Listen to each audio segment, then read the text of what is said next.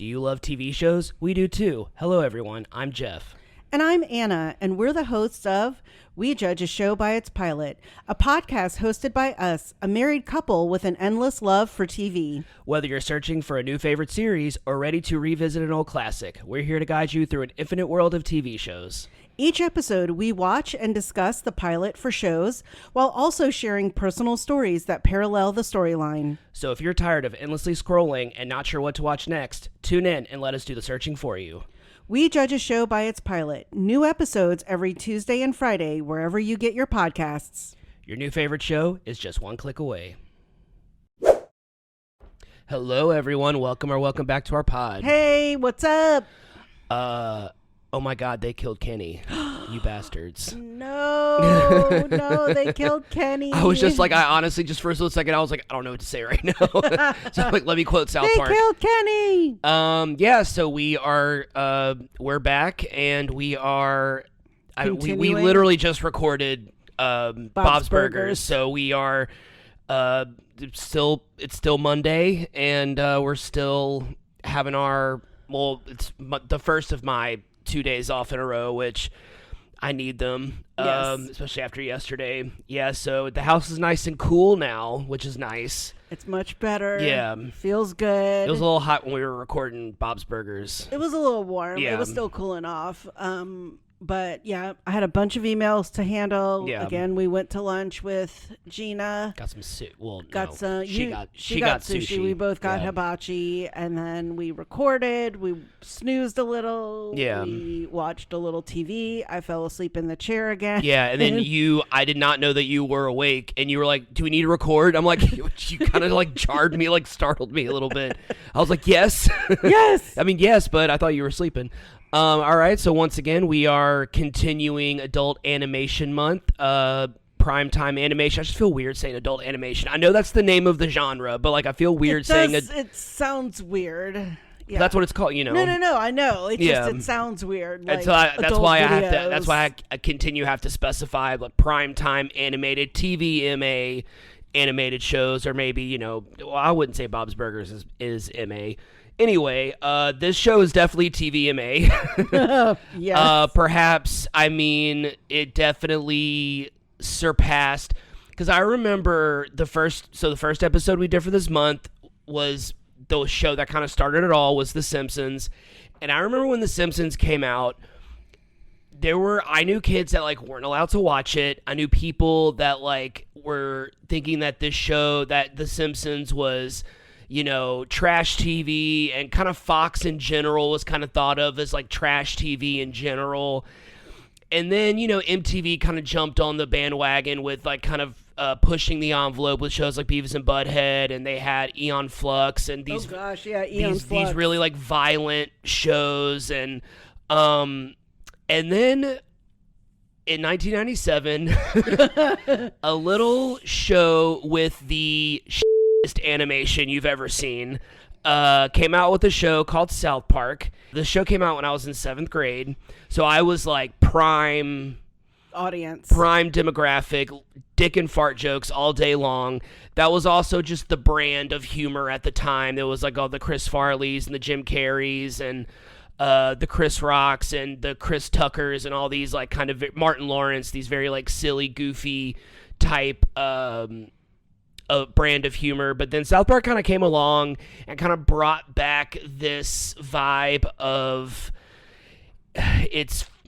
I'm not saying I agree with this, but the point, the humor behind it is it's funny because it's offensive, or it's offensive because it's funny. Oh, like, absolutely. That brand really stuck around for a long time, and we're going to talk about all that in a little bit. But so today we are doing South Park, a show that I don't know anyone that doesn't know what South Park is. That's just kind of like The Simpsons. I feel like you can get away with not knowing about Bob's Burgers, but like South Park, because like even if you're like a Broadway person, you have to know Book of Mormon. Yeah. I mean, that's like Matt Stone and Trey Parker, you know. So I mean, again, and then they have had the South Park movies, so they've been in film, TV, Broadway. They've done other movies. They've made other movies, other stuff. Yeah. I mean, and again, they're infamous for their J-Lo, Gwyneth Paltrow dresses at the Oscars. That was the first... For me, that was the first viral internet thing, because it was so long ago that it was that was the first time I discovered the Google image search, because I wanted to see what it was, because Google image search was based originally on the J-Lo dress, so which is convenient. Yeah. So not gonna say ironic, but it's convenient. Yeah. So I mean, they're famous. Yeah. And so if you have never heard of South Park, I really don't know where you've been. Right. But yeah. All right, so we got a lot to talk about. I feel like I have some fun little topics for us to talk about, and we can do all of that. But for now, we're just going to do some episode and series information. This one's a little longer than some other ones, but I feel like I wanted to put in some little bits of trivia and some interesting things, because the show has a lot of controversy around it. Yeah. Obviously, because of the subject matter, but there's other things that are controversial about it, so go on ahead. Oh, in my details? Yeah. Okay. South Park, the pilot. Cartman gets an anal probe. Nice. Or as they say in Good Guys, an anal probe. South Park is an American animated sitcom that premiered on Comedy Central on August 13th, 1997. The series' 27th season will premiere on July 9th, 2025. It currently has a total of 328 episodes.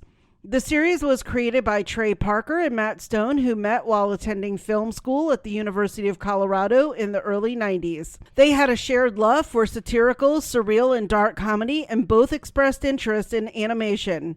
In 1992, they used construction paper cutouts and stop-motion animation to create The Spirit of Christmas, which was the original inspiration to create South Park.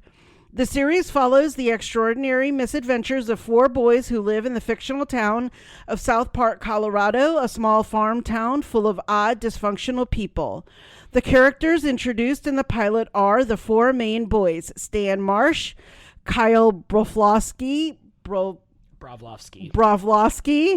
Kenny McCormick, and Eric Cartman. My boo, Eric Cartman.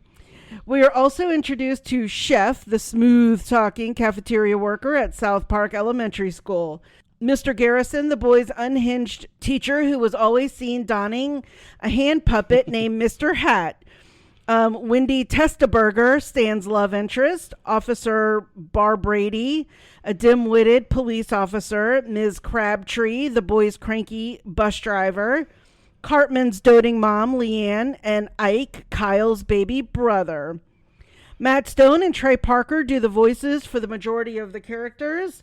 Mary Kay Bergman was the original voice for all of the female characters, and Isaac Hayes did the voice for Chef. Bergman passed away shortly into the show's run and was replaced by different voice actors over the years. But it was April Stewart who joined the cast in 2004 and remains the voice for the majority of the female characters. Perhaps the most controversial and well-known cast change was the departure of Isaac Hayes, who left the show after the infamous episode Trapped in the Closet, which poked fun at the Church of Scientology and Tom Cruise. Hayes, a Scientologist, was offended by the show's satirical portrayal of Scientology and broke his contract to leave the show. Hayes later said, "There is a place in this world for satire, but there is a time when satire ends and intolerance and bigotry towards religious beliefs and others begins."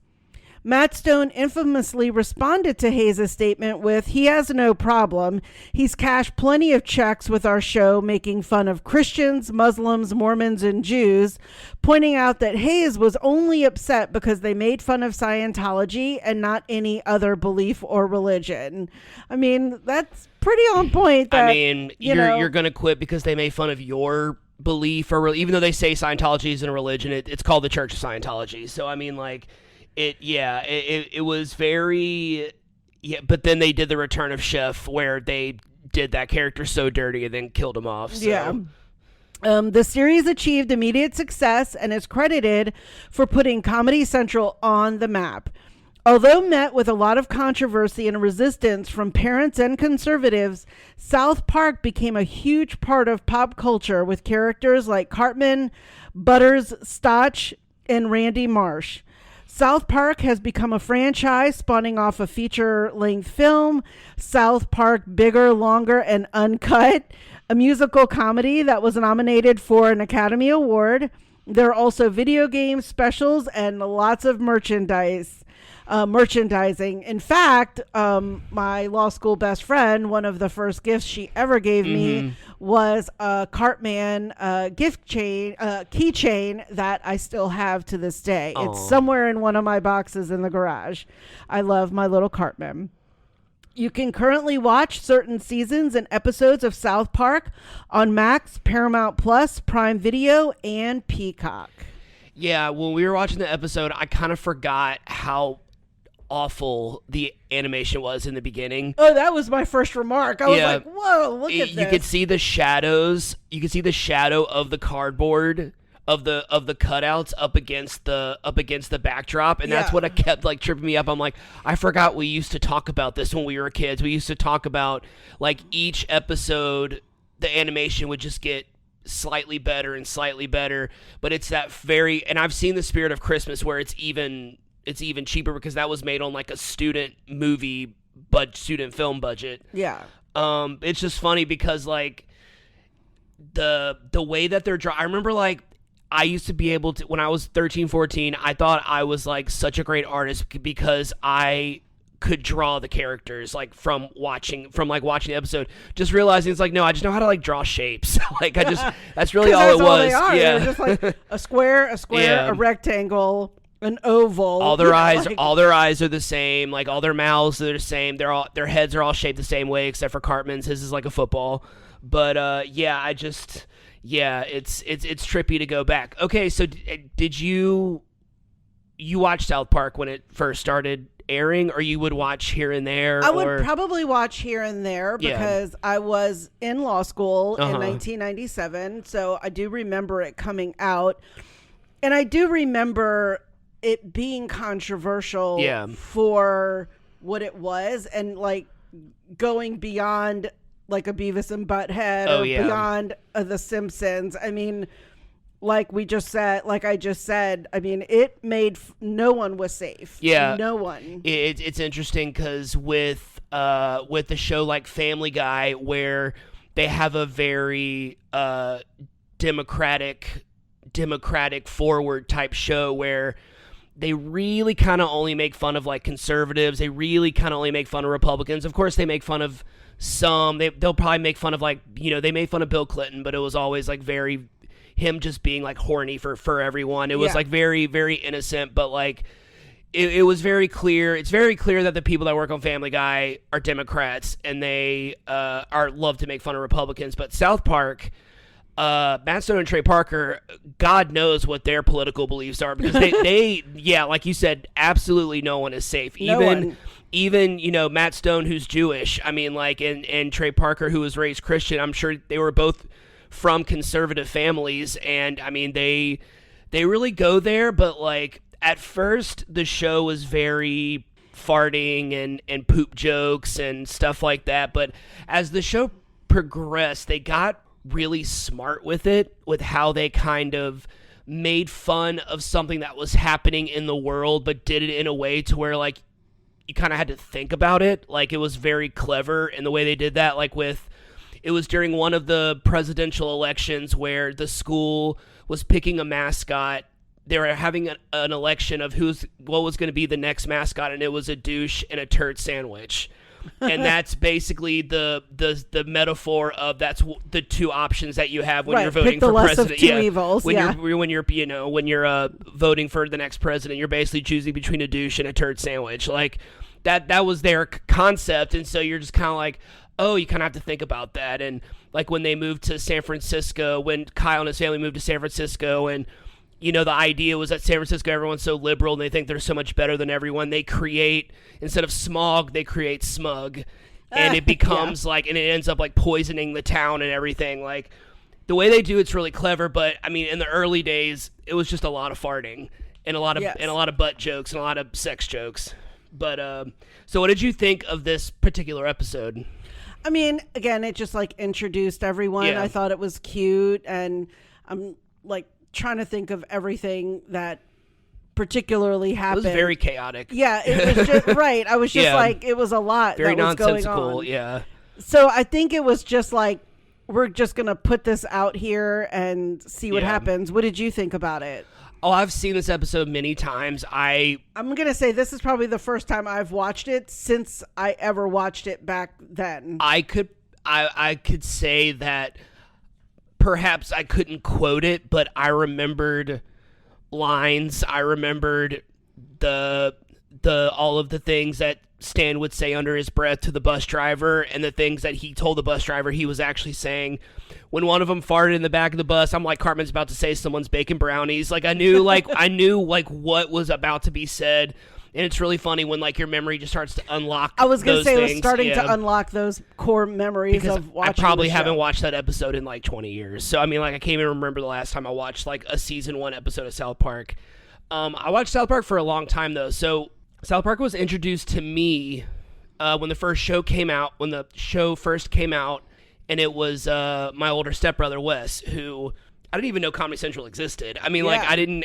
We had it on cable, but like I never watched it. It was Channel 60. I remember that, and I think if you probably thought of Comedy Central, you were maybe thinking of like stand-up comedy. Yeah. Comedy Central Presents. Yeah, that was their big thing. But yeah, so I started watching it, and like any 12, 13-year-old, I thought it was hilarious. And by that point, my parents had kind of given up on, you're not allowed to watch this, you're not allowed to watch that. They kind of were just like, okay, well, y'all are just going to watch what you want to watch because we're putting cable and TVs in your room. So y'all are going to watch what you're going to watch. But luckily, everyone I knew, I mean, it was really crazy, but that by like halfway through 7th grade, like everyone was quoting South Park. Everyone was talking about South Park. When we found out that like any of our teachers watched South Park, my we God. were like so excited. Y'all are so cool. And we had an English teacher, Miss Bannerman, that watched South Park. And you know, I went to a Christian school, so like kind of a teacher admitting that to their students was like, wow, you're really cool. We were like, wow, you're the coolest teacher. But yeah, I watched this show for I would say I stopped watching this show probably when I moved in here. That was probably when I stopped watching it. Really? Not because I moved in here, but like I just stopped watching it. Like I would watch it with Blake all the time. Blake always wanted to watch it, and it never really lost steam for me. Like it stayed really funny. It stayed really clever. They got more kind of like in your face with the topic at hand. They got more, not like in an aggressive way, but just like in a, oh, they're very clearly making fun of, like, they had the era where it was like they were kind of making fun of cancel culture. So it was PC Principal was their new principal, and he was just like this like typical like toxic masculine bro dude who but was also like really politically correct. It was just like it was really funny, but Right. Then they did this whole thing about trolling like people on the internet, and it was like one of the main characters' dads was the troll. Like they just, it became, I honestly feel like even though it was still funny, they kind of got lazy with it just because it was like, I mean, how many seasons? Not since 1997, 27 seasons. Like Yeah. it's not that necessarily going to run out of ideas, but like you kind of have to evolve the show. Yeah. And so that kind of leads to a question that I was kind of thinking of while we were watching this. Do you think that this type of humor, do you think that it's dead, or do you think that there's still a place for it in TV or in our world now? Well, I mean, I will say that I think particularly in the past 5 to 7 years,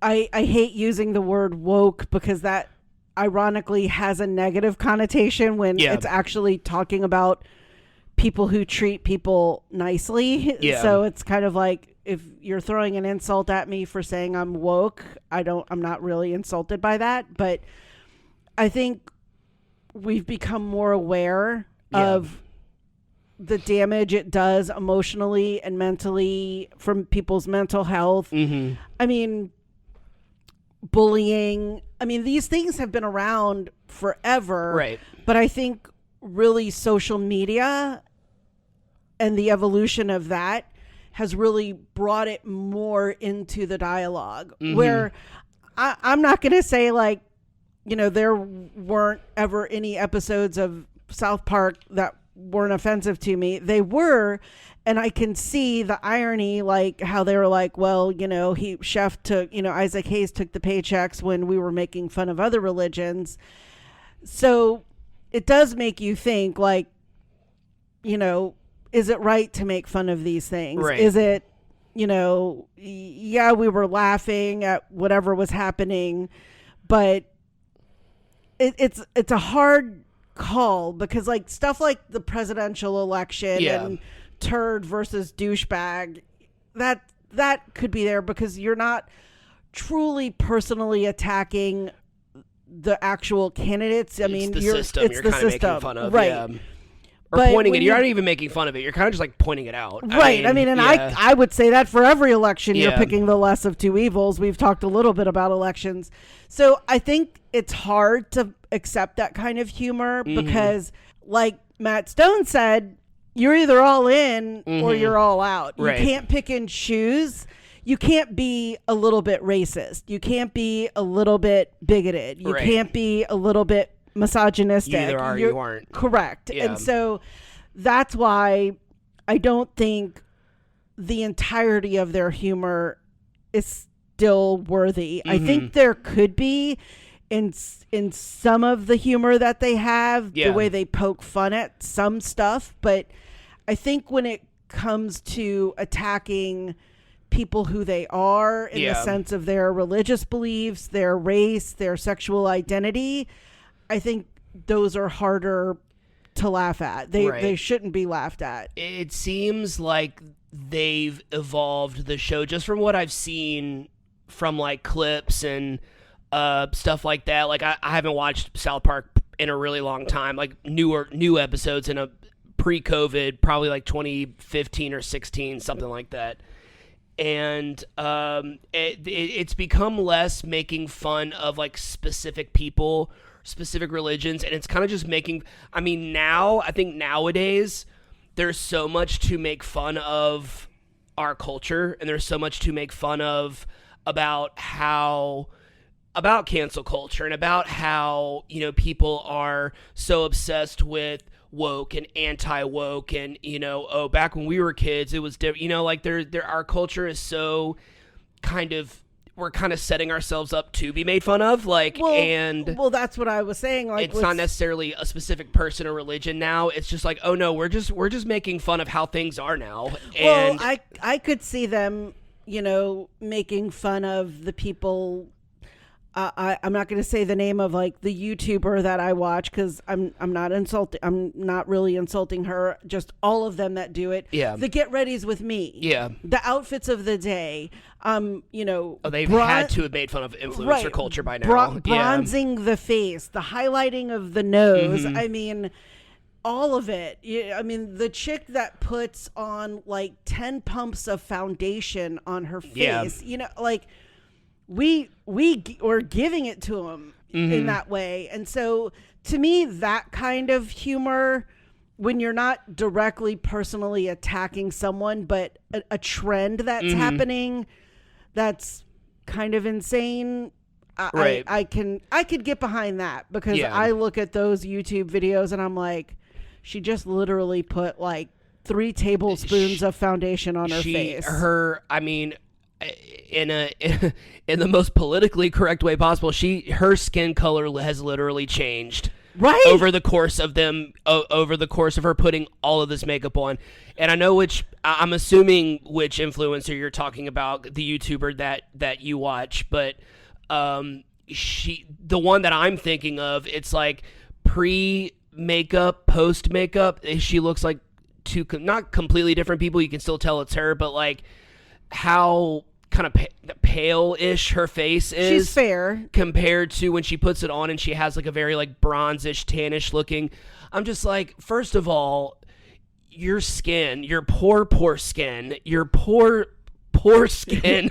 The pores on your skin. Literally, the pores on your skin. I really just think about that the entire time, because I remember, like, my friend, this is super random, this has nothing to do with South Park, but we're talking about our complexions, but, like, I just remember, like, being a teenager and putting on makeup for Halloween, like, putting on, like, white makeup to be a vampire, and then taking it off and having breakouts all over my face. I can't even imagine what it's like doing that every single... I know it's not the same because it's, like, costume face paint, but, like, I can't imagine having to do that every day. Once again, we're not talking about South Park, but... Well, I know, and that's what I mean. It's like, it's funny because, and I very rarely wear makeup unless I'm about to teach or get on a Zoom. I wore makeup like 4 times last week because I was visiting new accounts who had never met me in person, and then I was teaching at a school, and I already feel like I have a zit on my eyelid. I know I have another one on the other, and I'm like, so anyway, so what I'm saying is we give them a lot of like like self-identifying things to make fun of, just all of it. But like they've kind of evolved, and even with, I mean, we learned it on Beppardy that they've even re-edited Book of Mormon, that they've even changed it to make it more politically correct, because I mean, and to bring that up, I will actually say again, I do go against the grain sometime. I kind of like the first act of Book of Mormon, and then I don't know what really happened in the second act. Angela and Chance said the same thing on the Beppardy. They said they were like, but Act 2, they're like, yeah, because they were telling Shane that it was like a really good musical. But then they were like, but Act 2. They kind of said something like that. It's really funny that you just mentioned that. I've stuck by that since I saw it. And then I also had a really tall person sitting in front of me, and I couldn't really get a great view. But I still struggled with it. Yeah. And so, again, it's like you can laugh at some of it, but not all of it. And then does that make it okay? Yeah. And it again, I'm okay saying that I think it's funny of some of the things that they do, but not when it goes to the personal identifying of who you are, your sexuality, your religion, your gender, your race. The early days, they were definitely just making fun of everyone and everything, and it was very much of the time kind of, but it was also, there were also episodes where it was like they would kind of have these really offensive characters, but they also kind of had this message of something that was positive. Like there was the episode where Stan's dog was gay, and everyone made fun of Stan for having a gay dog, so Stan shunned his dog, and he found Big Gay Al's Animal Sanctuary. Big Gay Al is a very, very offensive stereotype of a gay man, but at the same time, his sanctuary taught Stan about tolerance and how to accept his dog for who he is, because that's how he was born. So it's really like... Right. It's like... like... it's like you want to be like, okay, I get it. Like you're saying, like the dog, like people are gay, they're born that way, and that's fine, and that's okay. And they've made that, because there was the episode where Big Gay Al was the head of the Boy Scouts, and it made all the dads uncomfortable.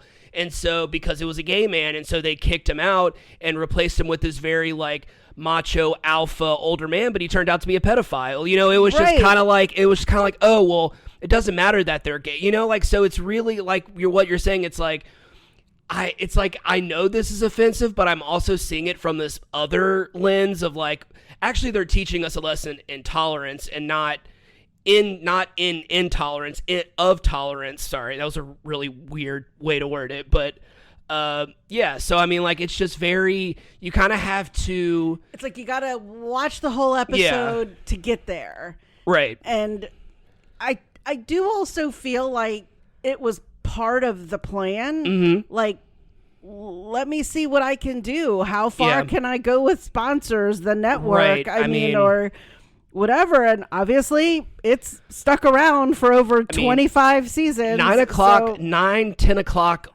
on a Wednesday night on a cable network. You can get away with a lot, even in 1997, because that was still the Wild West of cable TV. So like there was a lot you could get away with. Oh yeah. So I have the most important question. Yes. of this episode that I'm ever going to ask you ever in life. Do you believe in aliens? I don't know. Yeah. Well, there's Area 51 yeah. where people, all that stuff that happened there that people claim.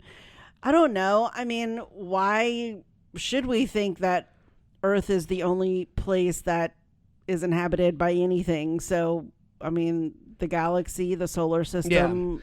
Yeah. It seems impossible that there isn't anything else out there. Like, if the universe is infinite, then how are we to ever know what else is out there? And also, how are we ever going to know if anyone's aware that we exist? You know what I mean? Like, whenever, you know, we can watch all the alien movies that we want, but until there's some, you know, I just don't feel like maybe we'll have, what was it? Katy Perry, Gayle King, Lauren Sanchez, the Amazon people who went out into space. Oh, right. Blue something, blue orbit, blue whatever. Maybe they'll go out into the space and find the aliens for us. Maybe they will. In their whole 11 minutes that they spent in space. I mean, I'm waiting for that to be a South Park episode if it hasn't been already. I mean, I can't imagine it not being that. But yeah, I love Aliens, the movie, the entire universe. I mean, I love movies about aliens. Yeah. I love the idea of aliens because I really do like the idea of we're not alone, you know, the X-Files, we're not alone. But yeah, I of course, I've never seen anything worth noting. I think there was one time when I was really young, and now that I realize, and not now, but when I realized where I was like, oh, it was just an aircraft. I was just I thought it was UFO because it was moving. It was just like a yellow orange light, and it wasn't nothing was blinking, and it was just moving steadily. But then I was in Gulf Breeze, which I was in the Panhandle, which Gulf Breeze is home to the most UFO sightings in America. I don't know, maybe they've been surpassed, but at the time, Gulf Breeze was one of the most, and it doesn't hurt that there are so many Air Force bases in the designated area of the Panhandle of Florida. So I mean, if the aliens were going to come anywhere, they would definitely come to the beautiful beaches of the Panhandle, Gulf Breeze, Florida. So, right? Yeah. The aliens are check out Rome. No, let's go to Florida. Let's go to Florida. let's go to the beach. There's the Eiffel Tower. Nah, I want to go to Panama City, brah.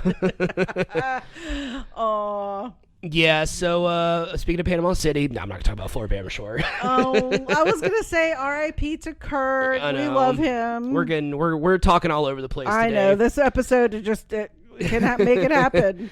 Yeah, we're going random just like they do on South Park. Exactly. Okay, so do you want to get into this plot summary? Let's do it. I ended up writing a little bit more than I thought, but it's 2.5 pages. We've done more. All right, South Park plot summary. Pilot plot summary.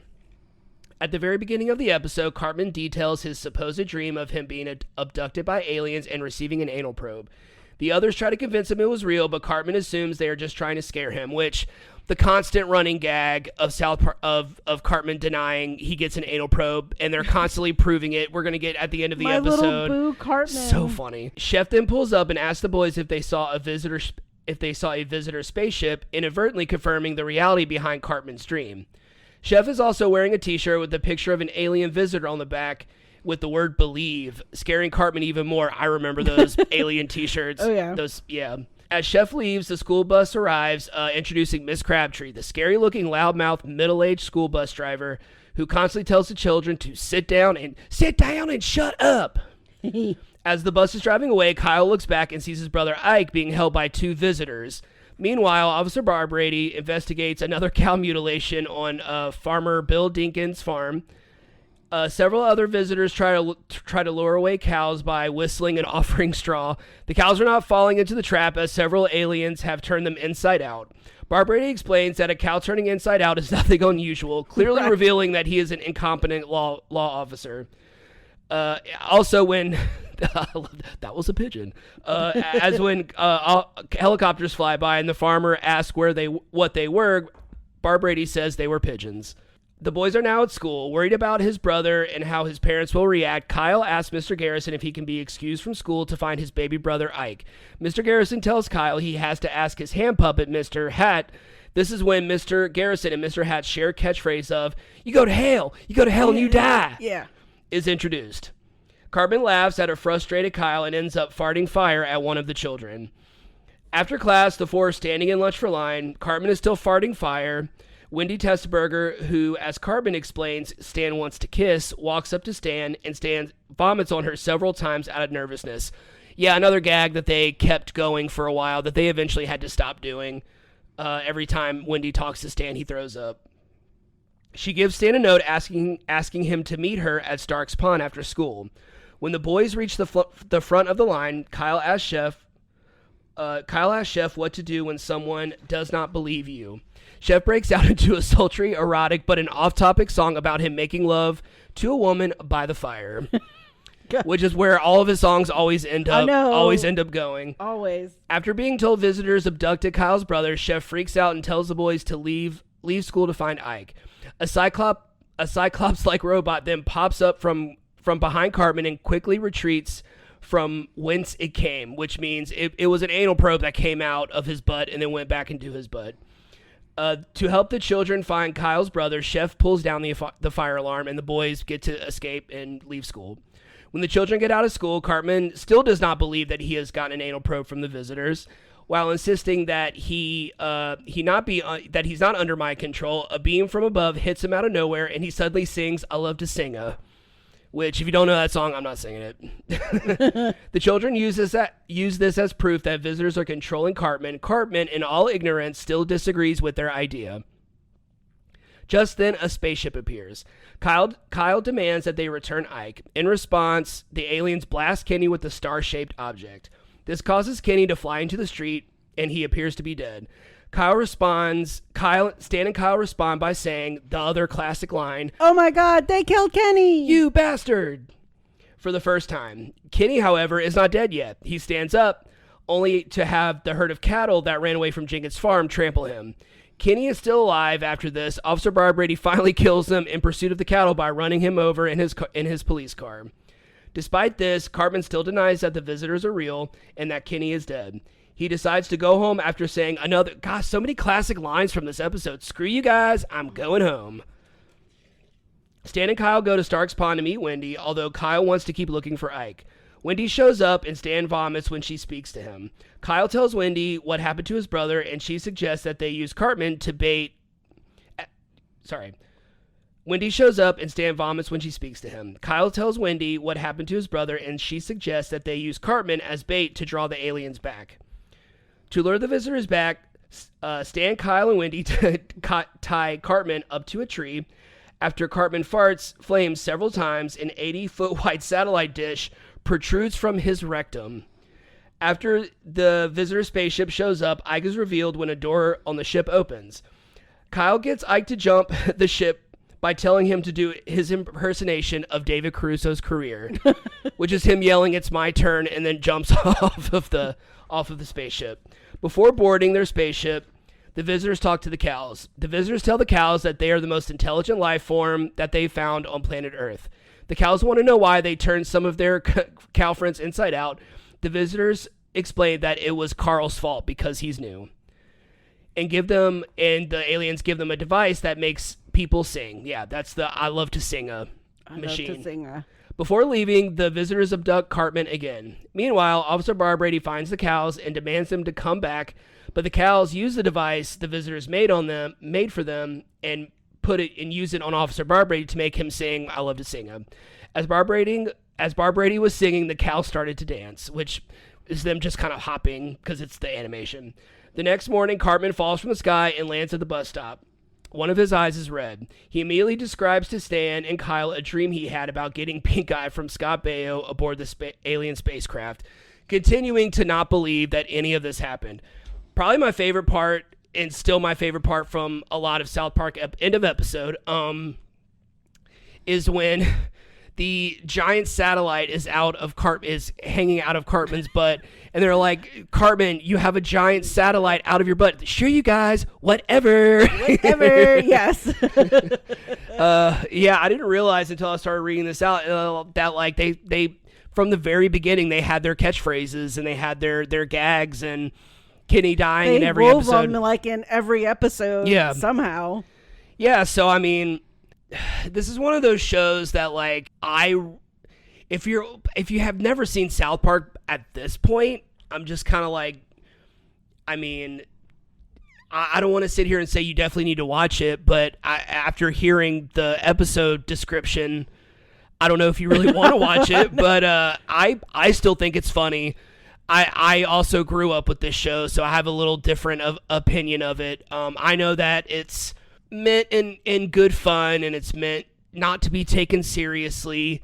Unfortunately, that's not how things work anymore. Things are a little bit more accountability is a lot more important now, which I agree with, but I don't know. There's just something about this level of humor that I'm just like, it's just nice to turn your brain off and just have a silly half hour. Exactly. Yeah. I mean, I agree. I think that's the struggle. It's like, is it okay to laugh? Yeah. And, I think that there were quite a few that really rode, close to that line or over the line. Mm-hmm. And, but again, a lot of it is meant to sort of be a teaching tool. I don't know, like you said as well. Like, so it's hard to kind of get that gauge going. Like, should you watch it? Should you not? I don't know. So, yeah.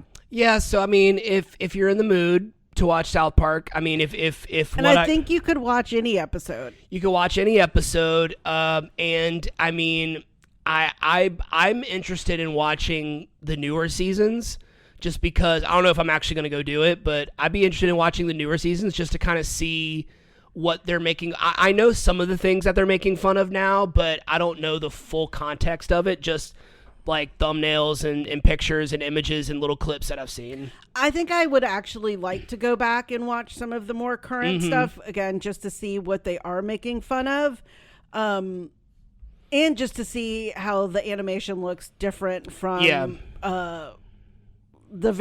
the pilot. I mean, when we watched it, I was even like jolted back. I was like, whoa, it actually, to me, now that, I know that they did that whole construction paper thing, and I'm like, it really did look like kids were cutting out pieces of paper and like moving them around. Gluing shapes together. Yeah, exactly. All right, ready to wrap this one up? Let's do it. All right. Screw you guys. We're going home. Well, that wraps up this episode of We Judge a Show by its pilot. Thanks for tuning in. If you haven't already, go ahead and follow us on whichever platform you're listening to this podcast on. That way you'll be notified every time we publish a new episode. You can follow us on Instagram at We Judge Pilot Pod. We're also on Facebook. You can suggest a show for us to watch or leave some emojis in the comments. What you got? All right, for South Park, I have the chef, the poop, the alien, the vomit emoji, the police car, the police officer, the wind to represent the fart, fire, cow, the bus, the school, the helicopter, the kiss, the star, the robot, the crab and the tree, the satellite dish, and the UFO. Nice. All right. Well, we are going to head out, but we'll talk to you soon. Thanks for listening.